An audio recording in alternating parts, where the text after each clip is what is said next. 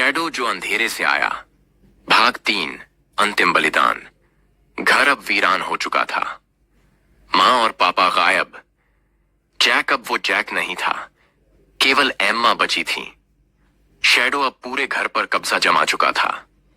उसकी छाया हर कोने में फैली हुई थी। दीवारों से धीमी धीमी सांसों की आवाजें आती थीं। पुराने पालतू जानवरों की आत्माएं मानो फंसी हुई थीं। एम्मा ने पुराने शरण स्थली की ओर जाने का निर्णय लिया।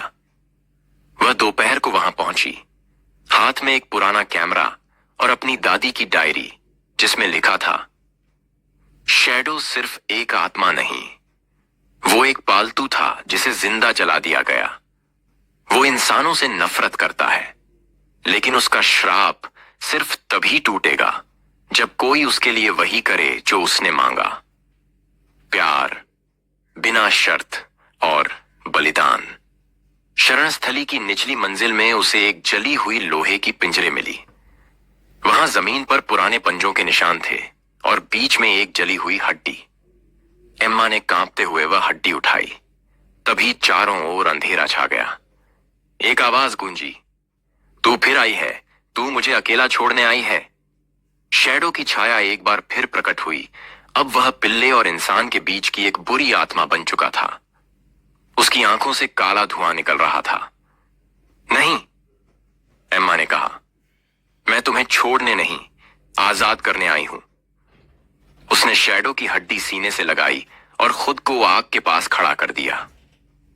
शैडो चिल्लाया, नहीं नहीं, तुम ये नहीं कर सकती, मैं अब जैक हूं। एम्मा ने आंखों में आंसू लिए कहा, मुझे फर्क नहीं पड़ता, जैक तो मेरे दिल में है और तुम्हारे लिए मैं वो कर रही हूं जो कभी किसी ने नहीं किया। तुम्हें ने बिना शर्त स्वीकार कर रही हूं। और उसने खुद को और उस हड्डी को जलती राख में डाल दिया। शांति की सुबह। सुबह घर से काले बादल हट चुके थे। दरवाजे फिर से खुलने लगे। मां और पापा को होश आया जैसे वे किसी नींद से जागे हों। जैक, अब वह फिर से जैक था। उसे कुछ याद नहीं था सिवाय एक धुंधली छवि के, जिसमें एम्मा किसी को गले लगाकर रो रही थी। घर के पिछले दरवाजे पर सूरज की रोशनी में बैठा एक पिल्ला दिखा। सुनहरे बाल, मासूम आंखें, पर अब उनमें गहराई नहीं थी। उसने जैक की तरफ देखा और पूंछ हिलाई। अंतिम पंक्तियां, कभी कभी सबसे डरावनी आत्मा सिर्फ प्यार की भूखी होती है, और कभी कभी एक बहन का प्यार मौत से भी ताकतवर होता है।